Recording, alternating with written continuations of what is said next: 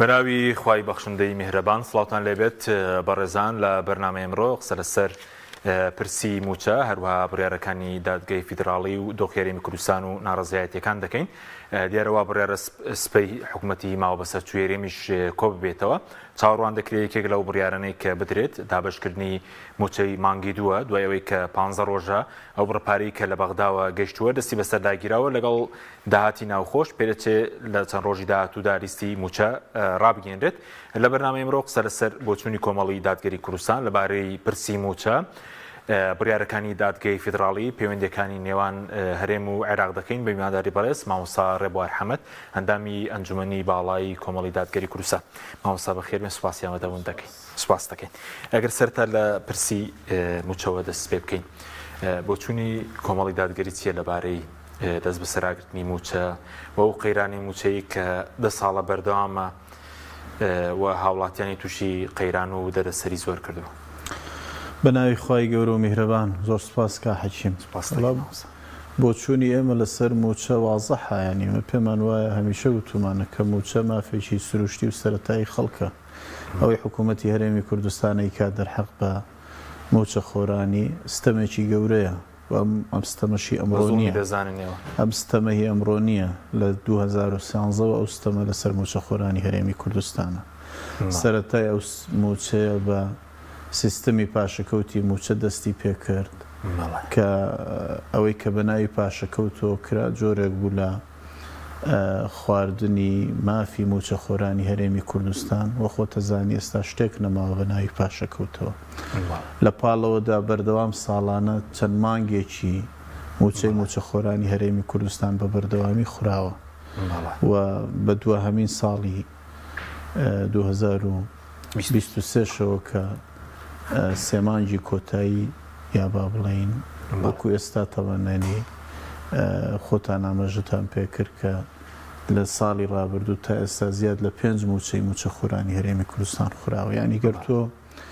لە کۆی لە دوای ساڵی 2013ەوە دەست پێ بکەی هێشت تا ئەمڕۆ ڕەنگە کەم کەس بتوانێت کۆی ئەو موچە و ئەو ڕێژەی موچە خۆرانی هەرێمی کوردستانت بۆ هەژمارکە کە خواردوویەتی بەگەر حکوومەت خۆی بزانێ بەڕاستی، ینی بە جۆرە سەریان لە فەرمانبەری شێواندووە. و قەزیەی موچە قەزیەک نییە کە تەنها ینی بڵین ئەوەیە کە تەنها موچەی موچە خۆر خوراوە.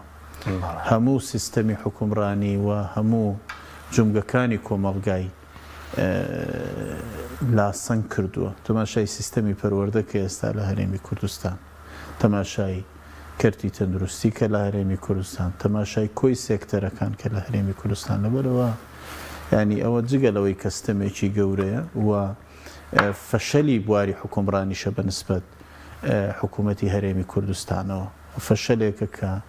مەگەر تەنها خۆیانینی سەری لێ دەرکەن و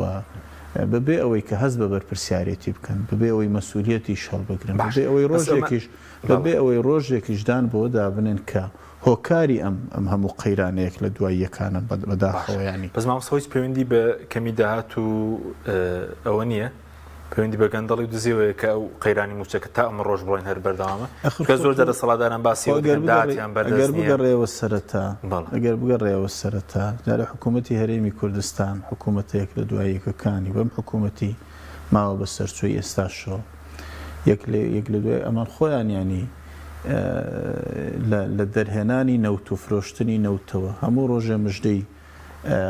قەبەیان بە خەڵکی هەرێمی کوردستان داوە ساڵانە کەوانە توانن بە داهاتی ناوخۆ بە داهاتی نەوت ژیان و گوزەرانی هاوڵاتیانی هەرێمی کوردستان نەکی موچە خۆران، ینی بە جۆرێک کە ڕیکلامیانە کرد هەموو هاوڵاتیەک پشکی لە نەوتی هەرێمی کوردستانە بێ و بۆیە چێتە ماڵەوە باسی $1500 ینی ئەوە لەبەرەوە ینی ئەو خۆیانن زەرم بەنسبەت گەندەڵیشەوە ینی حکوومەتی هەرێمی کوردستان لەوە دەرچوە بڵێ گەندەڵی هەیە، ینی ئەوەی لە ئێستا هەیە بڵین ئەوەی لە هەرێمی کوردستان هەیە ئێستا، ینی ئەوە مثلەن تۆ کە باسی موچەکەی ئەوە جگەلەوەی کە ئێستا حجزکردنی موچەی فەرمانبەرانی هەرێمی کوردستان و دەست بە سەراگرتنی حەقێکی مەشروعی خەڵک کە لە بەغداوە هاتووە جگەلەوە ئەوان ئێستا لە هەر بوارێک لە بوارەکان تەماشا کە لە بواری ناوخۆیانی ینی جگە لە ناشەفافیان جگە لە گەندەڵیان جگە لەوەی کە لە ناڕوونی سەرچاوەکانی داهاتیان ئەو هەموو داهاتی ناوخۆی کە لە هەرێمی کوردستان و ڕۆژانە لە خۆتەزانی لە کەناڵەیە جۆرا و جۆرەکانی هەرێمی کوردستان ینی ئەخرێتە ڕووداتاکان داهاتی ناوخۆ هیچی دیار نییە لەبەرەوە بەداخۆ ینی حکوومەتی هەرێم ینی حکوومەت ئەساسن کاک حەکیم حکوومەتی خەڵکە تۆ بۆ چوونی حزب سیاسیەکان واز لێ بێنە ینی هەموو بۆ چوونی حزب سیاسیەکان واز بێنە بۆ چوونی ئەو هاوڵاتیانەش واز لێ بێنە کە ئینتیمای سیاسیان هەیە بەس بڕۆ بۆ چوونی زۆربەی زۆری هاوڵاتیانی هەرێمی کوردستان لە شقام وەرگرە باشە ئەوسا ڕوئیای ڕاستەقینەت ناوێ ڕوئیای ڕاستەقینەت لە هاوڵاتی ئاسایی هەرێمی کوردستان دەستەکەوێ بەرامبەر ئەم دەسەڵاتی کە ئێستا حکومڕانیەکە لە هەرێمی کوردستان باش ئەی سەبارەت بە بڕیارەکانی دادگای فیدراڵی بە دیاریکراوی لەبارەی موچە کە لە 21 دوو بڕیاریدا کە موچە لە ڕێگەی بانکە حکوومەت فیدراڵیەکانەوە دابش بکری وەکو کۆمەڵی دادگەری پشتگیری و پشتیوانی ئەم بڕیارن وەتانەوە جێبەجێ بێ لە بەرژەوەندی خەڵکە ئێمە بە بەیاننامەی ڕسمی پێشوازیمان کرد لە بڕیاری مەحکەمەی ئیتیحادی سەبارەت بە موچە بۆ باشە خۆتە زانی حکوومەتی هەرێمی کوردستان بەردەوام داوایە کرد کە بەغدا و حکوومەتی ناوەند بە قەرز مانگانە پارە بدا بە حکوومەتی هەرێمی کوردستان بۆی کە لەگەڵ داهاتی ناوخۆ موچەی پێ بدە بەردەوام وای وەفدەیەک لە دواییەکەکانی حکوومەت کە ئەچوونە بەغدا داوای قەرزیان لە بەغدا کرد ئەو وەفدەیەک لە دواییەکانە کە ئەچوون کە حکوومەتەی ناردن لەگەڵ بەغدا دانووسانیانە کرد بۆچی بۆی کە بەغدا قەرزیان پێ بدا بۆ موچە محکەمەی ئیتیحادی موچەی کردە ئیلزامی لەسەر حکوومەتی ناوەندی بۆ فەرمانبەرانی هەرێمی کوردستان لە بەرژەوەندی موچە خۆرانی هەرێمی کوردستانە و خواستێکی لە مێژینەی ئێمەشە کە ئێمە پێمان وایە موچە مافێکی سەرەتاییە نابێت پەیوەست بکرێ بە ململانەی سیاسی چ لەسەر ئاستی ناوخۆ لە هەرێمی کوردستان و چ لەسەر ئاستی ململانەکانی نێوان حکوومەت و حکوومەتی هەرێمی کوردستان و حکوومەتی ناوەند لەبەرەوە ئەوەی کە محکەمەی ئیتیحادی کردی سەبارەت بە موچەی موچە خۆرانی هەرێمی کوردستان کە کردی بە ئیلزامی پێمان وایە لە بەرژەوەندی خەڵکە و حکوومەتی هەرێمی کوردستان ناحەقیەکە دەرحەق بە فەرمانبەرانی هەرێمی کوردستان کاتێک کە ڕێخۆشکەری ناکە کە موچە خۆرانی هەرێمی کوردستان ئەو موچەیان پێ بگات باشە بەزووکو ئێستا ئەو دروست بووە لەسەر هەژماری من ئێستا حکوومەتی ما بەسەر توێریم هەموو شێ لەگەڵ بەغدا ئەمە جێبەجێ بکرێ ئێوە بۆ چونتان چییە ئەسڵ قەرارەکەی دادگای فیدراڵیە کە ئەوە زەمانەتی زیاتر لە بانکی حکومی تاوەکەوەی کە بانکی ئەهلی بەشدار بێت لە موچەی موچە خۆران و بانکەکان و دەسەڵاتداران قازانجی لێ بکەن ئەو پرسیارە بێت لەوان بکرێت کە بۆچی هاوڵاتی و فەرمانبەر لە هەرێمی کوردستان متمانەی بە هەژماری من و بانقەکانی ئەوان نییە ئەوە پەیوەستە بەو مێژووی کە بانقە ئەهلیەکان لە هەرێمی کوردستان هەیەە یعنی حکوومەتی هەرێمی کوردستان ئەگەر مەبەستی بواە هەژمار بۆ فەرمانبەرەکانی بکاتەوە بە بڕوای من لە ساڵی 2023 کردەوە ئەو کاتەی کە سیستەمی پاشەکەوتی موچەی دانا لە جیاتیەوەی موچە پاشەکەوت کە لەسەر ینی لە بۆشایی بەبێ بوون ئەیتوانی ئەو کات هەژماری من بۆ فەرمانبەرانی خۆی دروستکە ئەیتوانی ئەو کات ژمارە حسابی دروستکە و ئەو کات هەموو فەرمانبەرێک موچەی تەواوی بچێتە سەر حسابەکەی و لەوێ بۆی پاشەکەوتکە ئەو کات حکوومەتی هەرێمی کوردستان ئەیتوانی متمانەی هاوڵاتیش بەدەستبێنێت چونکە هاوڵاتی ئەیزانی کە موچەیەکی هەیە و لە هەژمارەکەیەتی بەڵام بەهۆی قەیرانی داراییەوە ناتوانێت سەحبی کە ڕێژەیەکی دیاریکراونە بێ کەوکوی دیاریکرێت و ئەو کات بە حکوومەتی ناوەندی شێوت کە ئێمە بەر لە 7 ساڵ بەر لە 8 ساڵ بەر لە 9 ساڵ بەر لە 10 ساڵ بۆ نمونە ئێمە هەژماری بڵێن ڕقم حسابیمان بۆ فەرمانبەرەکانی خۆمان دروست کردو حکوومەتی هەرێمی کوردستان جارێ بەر لەوەی کە ئەو ململانەیە لەگەڵ بەغدا بکە ئەبێ پرسیارکە بۆ فەرمانبەر متمانەی بەو نییە فەرمانبەرەکەی خۆی موچە خۆرەکەی خۆی سیقی پێی نییە کە ڕقم حسابی دروستکەوە باوەڕی وابێ کە ئەم ڕقم حسابی ئەو ئەیکا لە بەرژەوەندی موچە خۆرەکەی ئەوە جگەلەوەی کە ئەوترێ ینی کۆمەڵێک ئیمتیازاتی شەیە کاتێک کە ئەو موچەیە لە بانقە ئەهلیەکان بێ فەرمانبەر یا موچەخۆر لی مستەفید نابێ و سوودمەند نابێ لی باشە بەس ئیشی حکوومەت هەموویشیەوە بێتە لەگەڵ بەغداد بچێت شەڕ لەسەر هەژماریم بکە لە بری مافی دیکە بۆ هاتوینە سەرەوە لە ڕیفراندۆم و لە دەوڵەتی کوردی و ئێستا ئەودیان چۆ بە بەغداد بۆەوەی کە داکۆکیلەوە بکەن بۆ وای لێ هاتە دۆخەکە کا حەکیمە گەرێمە بگەڕینەوە بۆ ینی مێژووی دوور و نزیکی ئەم دوای ڕوخانی ڕژێمی بەعس ئێمە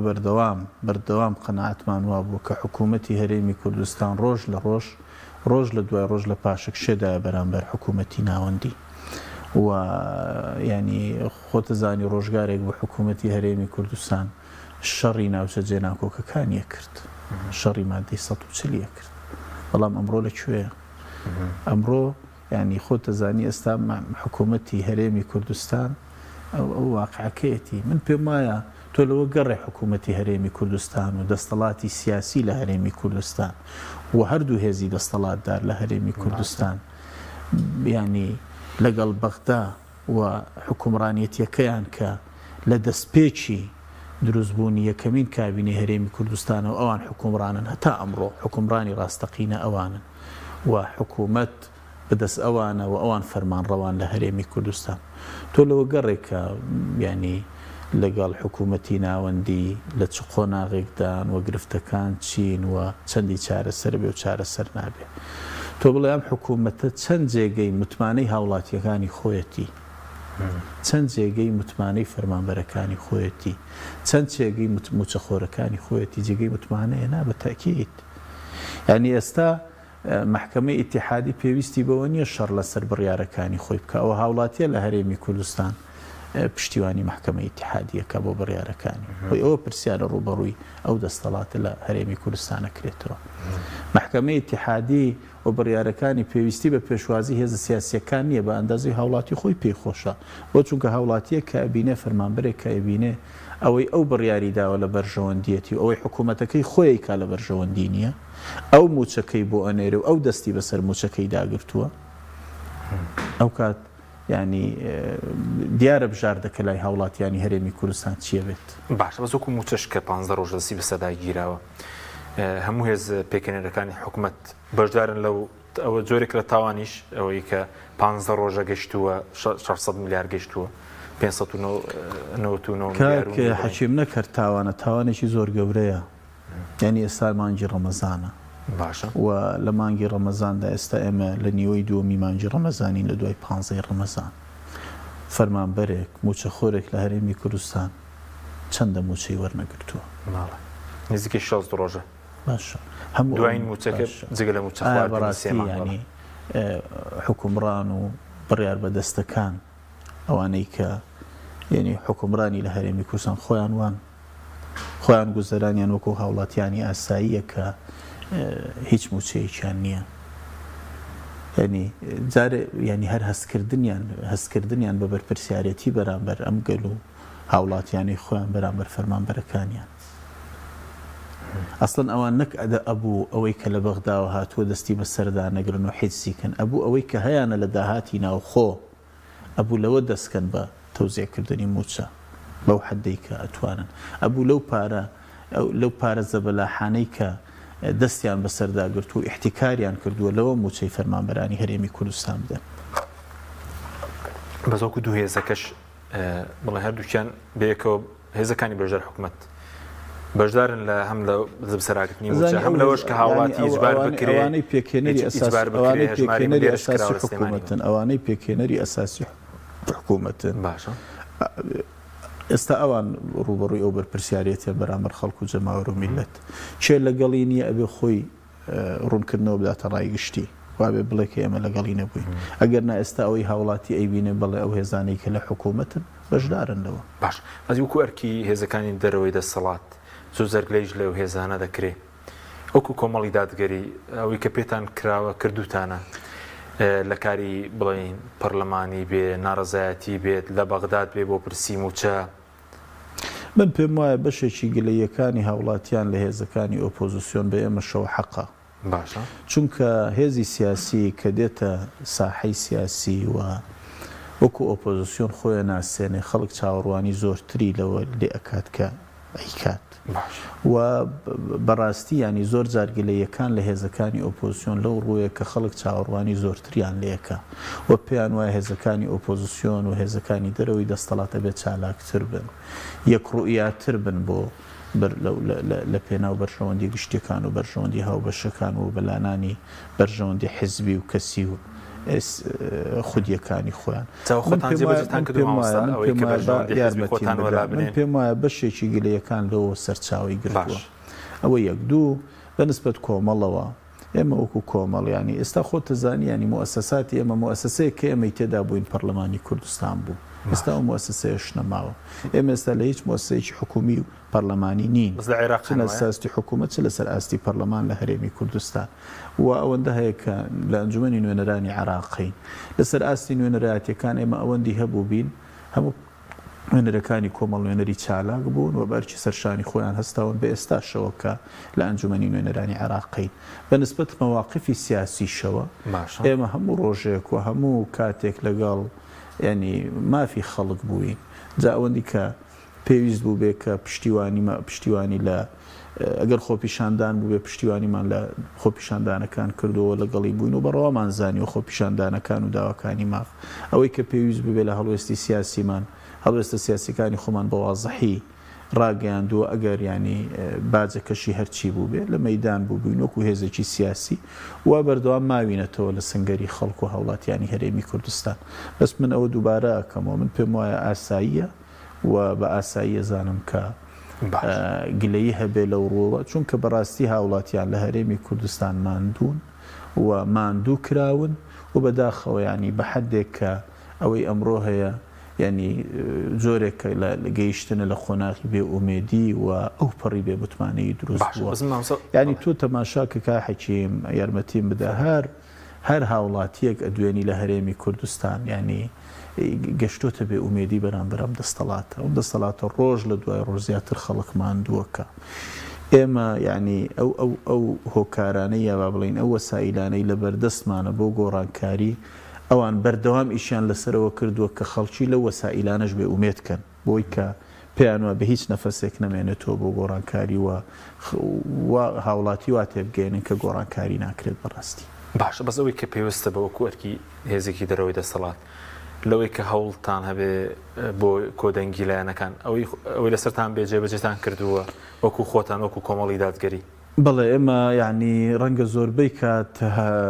مبادراتمان بووە و هەوڵماندا و حتا بۆ ئینتیخاباتیش کە ئێستا بەرە و پرۆسی هەڵبژاردنە چین هەوڵمانداوە کە و هێزانە بەیەکەوە بین و جۆرێک لە ینی ئەوەندی ئەکرێ بەیەکەوە بین لانی کەم ئەو هێزانەی کە هەیە بەڵێ ئێمە هەوڵماندا و قەنەعاتیشمان پێێتی و باوەڕیشمان وایە بەوە ئەتوانین کە هێزەکانی ئۆپۆزیسیۆن بەهێزترکەین و ئومێدیش بۆ ساحەکە بژێڕینەوە بەڵام ڕێگە زۆر جاریانی نەتیجەی نەبوو بێ بەرهەمی نەبوو بێ بەڵام خۆ ئێستاش تەبعاً نەچۆ بچێ ئەگرێ ئێستاش ئێمەلانی کەم ڕوئیای هاوبەشمان هەبێت ئەو هێزانەی کە هێزەکانی دەرەوەی دەستەڵاتن و بەیەکەوە کار بکەین و بەو ڕوئیا هاوبەشانە ئەتوانین لە قۆناغی داهاتوو چالاکتر بین و خزمەتی باشتر باشە بەسی دەرفەتێکی مامۆستا بۆ گۆڕانکاری لە داهاتوودا گەر هەڵبژاردنەکەش بکرێت دەرفەتێکە بۆ خەڵک وەم جارە ئایا تایبەتمەندی هەیە لەگەڵ ئەوەی پێشتر چووکە جا دەڵان هەڵبژاردنەکە چارن و ساز بەزەم جارە تایبەتمەندی خۆی هەیە بکرێت یەکەم کا حەکیم ئێمە هیچ قۆناغێک بێ ئومێد نین من پێم وایە هەموو کاتێک دەرفەت بۆ گۆڕانکاری هەیە و ینی مادام تۆ هەبی مادام کارکەی مادام کۆمەڵی خەڵک هەبێت کە ئیرادەی گۆڕانکاریان هەبێ ئیلا دەرفەت بۆ گۆڕانکاریە دۆستنەوە و بەنسبەت ئەم هەڵبژاردننی ئەم جارە بەڕێم باوەڕم وایە کە فرسەتی باشتری لە ڕابردوو تێدایەوە ئەوەی کە هەیە لە گۆڕانکاری لەم لە فرەبازنەی و هەم لە ئەوەی کە ڕەنگە کۆمەڵی مخاوف لە قۆناغەکانی ڕابردوو هەبووە نەما بێەوە ڕەنگە مەترسی تەزویر کەمتر بێت من پێم وایە بەشداری چڕوپڕی هاوڵاتیان کێشتا ماومانە ینی نزیکە بینەوە وردە وردە من پێم وایە بەڵێ دەرفەتی گۆڕانکاری ئەبێەوە ینی لانی کەم هاوسەنجی هێز لە هەرێمی کوردستان بە باشی گۆڕانکاری بەسەردادێ و کوردستان جارێکیکە ناگەڕێتەوە ئەوەی کە ینی بەرەو تاکڕی بچێت خۆناغە ڕۆیشت من پێم وایە دوای برارەکانی دادگای فدرالی لە 22 سیستەمەی ئێستا کە بەم شێوەی فرەبازنەیە و دابشکاری کە ئێستا هەڵبژاردننی پێکرێ ینی هاوسەنجی هێز لە پەرلەمان گۆڕانکاری ڕیشەی بەسەردادێت پەرلەمانەکەش دەبێت بگۆڕێ وەکو نوێنەرایەتی چکە خەڵک گلەیشی هەبوو لە پەرلەمان کە بەڕۆڵی خۆی هەڵمەستاوە پارسەنجی هێز گۆڕا بە تاکید گۆڕانکاری دروستە بێت باش ئەوکو کۆمەڵی دادگەریش خۆتان ئامادە کردووە ئەوەی کە پێویستە وە چاوتان لەوەیە کە ئەم جارە متوانانی زیاتر بەرزبێنن ئێمە لە قۆناغی ئامادەکاری داین و دەمێکیشە دەستمان کردووە بە ئامادەکاری و کۆمەڵ هێزێکە وەکو هێزێکی ئیسلامی وەکەم وەکو هێزێکی ئۆپۆزیسیۆنش لە ساحەکەدا بەڵای متمانەمان بە خۆمان هەیە و باوەڕیشمان واکەی ئینشاڵڵا بەپێی ئەو ئامادەکاریانەی کە ئیکەین ومێدمان وایکە ئینشاڵڵا سەرکەوتن بەدەست بێنین. باش سەبارەت بە پەیوەندی لەگەڵ بەغدا زۆر جار باز لەوە دەکەی بۆ نمونە پشتگیری لە برارەکانی دادگا یاخود ڕاستە خۆدا بەشکردنی موچە یاخود ڕێکەوتن لەگەڵ بەغدا بەلاوازکردنی هەرێمی دەبینینی خوێندنەوە هێندێک لایەن و دەسەڵاتدارەوەیە چی هەرێم لاواز دەکا بڵین یاخود گیانتم خۆن یاخود ئەگەر ئەم بڕیارانە جێبەجێ بکرین یاخود ڕێکەوتنێکی گشتگیر لەگەڵ بەغداد بکرێت هەرێم لاواز هەمیشە قەناعەتی کۆمەڵ وا بووە ئێمە پێمان وا بووە نائەدالەتی ناوخۆی هەرێمی کوردستانی لاواز کرد گەندەڵی هەرێمی کوردستانی لاواز کرد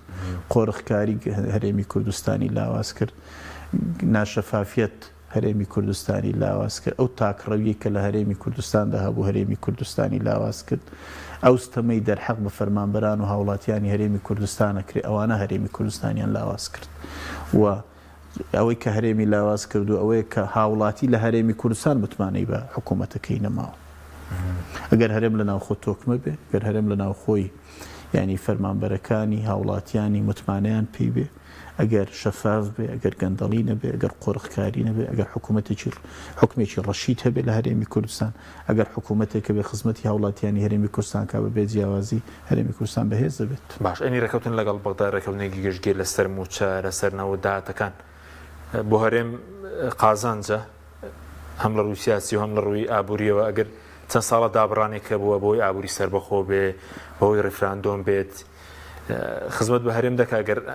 قۆناغێکی نوێ بێت ئێمە تێگەیشتنی لە مێژینەی ئێمە هەروە بووە پێمان وا بوو ئێمە مادام لە عێراقین و مادام بەشدارین لە عێراق و بەشدارین لە ئەنجومەنی نوێنەرانی عێراق وەکو هێزە سیاسیەکان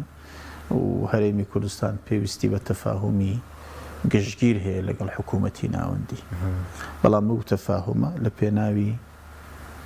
بەرژەوەندی گشتی بێ نەک لە پێناوی مەسلحەتی سیاسی هێزێک یا دوو هێز.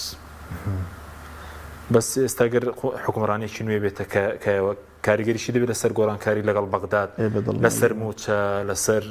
داهاتەکان لەسەر نەوت بەدڵنیاییەوە کاریگەری دەبێت و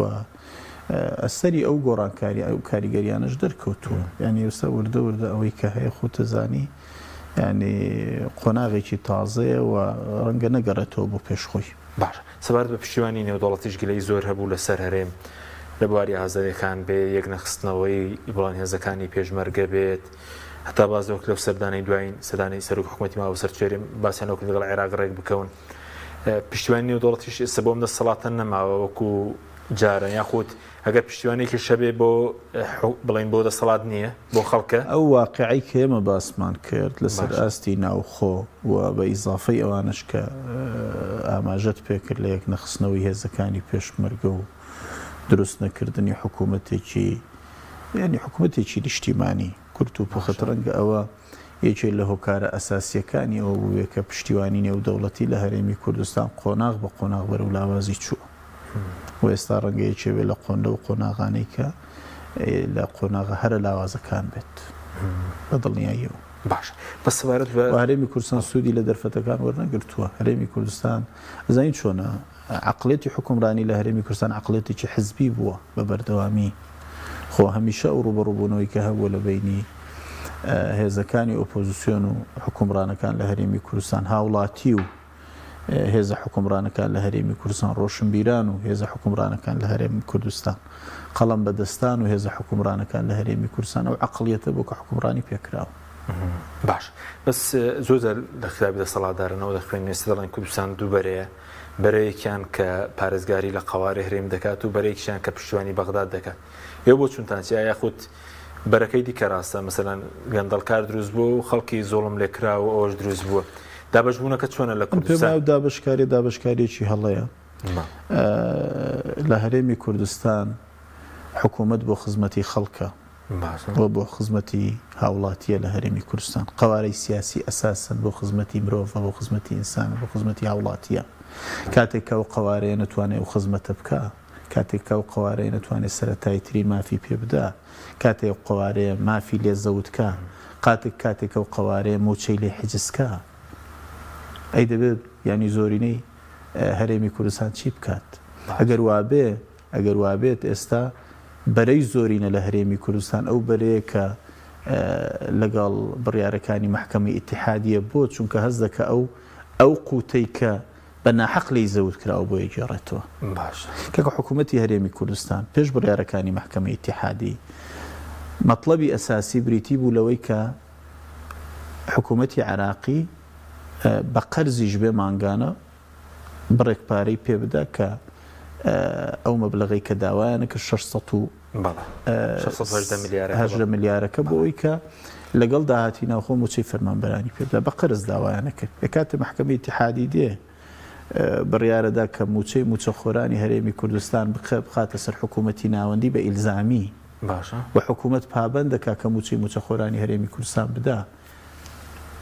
سیر ئەوەیە کە حکوومەتی هەرێمی کوردستان لە جیاتی دەستخۆشی ڕێگری دەکات بۆ ڕێگری دەکەن لەبەرەوەی کە موچە لە سیخواندا بمێنێتەوە کارتێک بەکاربیێن پەیوەندی بە چیەوە ماوەسە یا پەیوەندی بە زۆر شتەوە هەیە ڕەنگە پەیوەندی بەوە بێکاوان ینی بەشێکی ئەوەی کە ئەو هەموو گەندەڵیانەی کە لە سیستەمی موچە لە هەرێمی کوردستان و سیستەمی موچە خۆران هەیە ینی بەشێکی کە دەرەکەوێ و کەشفە بێ و گەندەڵیەکانە کەونە بەردەم ینی ڕایگشتی و ڕەنگە حقیقەتەکان ڕۆشنتر و وازەحترە بن بە بەشەکەی کە ڕەنگە پەیوەندی بۆەوە بێ کامان هەمیشە باوەڕیان بۆ کە قوتی هاوڵاتیانی هەرێمی کوردستانیان لە دەستدا بێت بۆی کە بۆ کڕینی وەلاعات بەکاری بێنن و بۆ لە کاتی پرۆسەکانی هەڵبژاردن بەکاری بێنن بۆ کڕینی دەنجی خەڵک و هاوڵاتیان لە هەرێمی کوردستان باشە بەس هەمیشە ینی بزانیت چی لێرە لە هەرێمی کوردستان موچە یا قوتی خەڵکی وەکو کارتێک بەکار هاتووە بەردەوامی باشە بەس دوای بڵێنەوە مانگی کە زیاتر لە مانگێک 5 ڕۆژە بڕێرەکەی دادگای دەرچووە دەتوانن خۆیان بدزنەوە لە جێبەجێ نەکردنی بڕیارەکانی سەبارەت بە موچە بێ سەبارەت بە هەڵبژاردن بێت یاخودەوە خزمەت بە هەرێم دەکا ئەو دژاتیانە بڕیاری دادگا لە هەندێک لە دەسەڵاتداران با من لە جیاتی ئەوی بڵێن دەتوانن یا ناتوانن باشە با بڵین بۆچی دەبێت دژایەتی بکرێ بۆ ئێمە هاوکار نەبین لە مادام لە هەرێمی کوردستان قەیران هەیە مادام حکوومەتی هەرێمی کوردستان نەوتی لە بەردەستەمەوە مادام حکوومەتی هەرێمی کوردستان وەک خۆیان ئەڵێن داهاتی ناوخۆ بەش ناکە بۆ هاوکار نەبن کە حکوومەتی ناوەند موچە خۆرەکانیان بدا بۆ لستەکانی موچە پێشکەش ناکەن و گرفتی موچە لە هەرێمی کوردستان حەل بێت ئێوە ئەرکی حکوومەتی هەرێمی کوردستانی لە ڕووە هاوکار بێت تۆ کۆی لێدوانەکانی بڕیار بەدەستەکان و کاربەدەستانی حکوومەتت لانیە کە ئەیانوت ئەوە بەغدایە موچەی هاوڵاتیانی هێرێمی کوردستانی زەوت کردو و نایدن ئێستا کە بۆتە ئیلزامی لەسەر بەغدا بۆ بێ هاوکار نەبن کۆی هێزەکان لە هەرێمی کوردستان و بە هەردوو هێزی حکومڕانیشەوە بەردەوام لەگەڵەوە نەبوون هەڵبژاردن لە وادەی خۆیدا بکرێت ئیعلانیان ناکرد کە بە هەڵبژاردن بکرێت ئێمە ئێستا مؤسسەی شەرعی کە پەرلەمانە نەماوە لە هەرێمی کوردستان ینی لەبەرەوە هەڵبژاردن لەوە زیاتر دوا بکەوێت کە هیچ مؤسسەیەکی یاسایی و شەرعی لە هەرێمی کوردستان نامێنێ ئەوەی هێستا حکوومەتێکی کار بەڕێکەرە کە شەرعیەتی لەژێر پرسیاردایە لەبەرەوە ینی هەم هەڵبژاردن ضرورەتەکە بکرێت بۆ جێڕانەوەی شەرعیەت بۆ ئەو قەوارە سیاسی کە هەیە کە ئەگەر قەرارە وەکو خۆیان ئەڵێن بڵێن قەوارەی سیاسی هەرێمی کوردستان لە مەترسیدایە یەکێ لە هۆکارەکانی ئینقاسکردنی ئەو قەوارە سیاسی بریتە لە ئینتیخابات چونکە شەرعیەتی بۆ گەڕێتەوە شەرعیەتی هەڵبژاردننی بۆ گەڕێت وەکو دوا پرسیارشم ئەم دەسەڵاتە کەیتی پێ ناکرێت ئێستا ئەرکێر موچەشی پێ نادرێت چاوەڕێکی بین بۆ خۆناغی داهات و لەم دەسەڵاتە لە بنەڕەتدا هەڵبژاردن بۆ گۆڕانکاریە لە حکوم لە دەسەڵات و لە حکومڕانێتی کردندا بەداخەوە لە هەرێمی کوردستان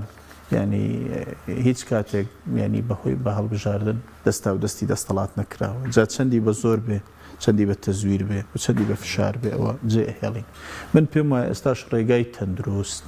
و ڕێگای سەلیم بۆ دروستکردنی ئەو گۆڕانکاری کە هاوڵاتی چاوەڕێتی بریتە لە سندوقەکانی دەنگدان و ئەوێ ئەو ڕێگا کورتەیە کە هاوڵاتی ئەتوانێت گۆڕانکاری بکە و کە دەسەڵاتی هەڵبژاردنیش متمانە بداتە ئەو کەسانی کە متمانەی پێەکە و ئەو دەسەڵاتی کە نەیتوانیوە مافەکانی بۆ دابین کە متمانیان لێ وەربگرێتەوە ئەمجار دەسەڵاتی تەزویر و ئەوانان کەم بۆ تۆ لە بەرەوەی بەغدادەی کە تۆماری دەنگدەرانی بەغدایە وایە هێشتا زووە کاک حیچێمیانی بە بڕوای من هێشتا زووە قسە لەسەر ئەوە بکەین ئێمە ئومێدمان وایە کە ئەو کۆمیسیۆنی سربەخۆی هەڵبژاردنەکانی عێراق و ئەو تۆمارەشی کە لە بەردەستێتی و ئەو وردەوردەکە بەرەوەی انتخاباتێکی نەزیه بکرێت تاکە ڕێگە بۆ جێڕانەوەی متمانە بۆ هاوڵاتیانی هەرێمی کوردستان کە ئستقرار لە مجتەماعەکە دروستەکاوە ئارامی ئەجێڕێتەوە ناو کۆمەڵگا ئەوەی هەڵبژاردنێکی پاک و بێگەرد بکرێت و هاوڵاتی هەست بکە کە دەنگەکەی گۆڕانکاری دروستەکە سوپاس دەکەین بەڕێز مامۆستا ڕێبوار حەمەد ئەندامیان جوێنی باڵای کۆمەڵی دادگەریمان دومان کردی سوپاس بەوەی بینێرانی بەڕێز سوپاس بۆ هاوکارانم خواتان لەگەڵ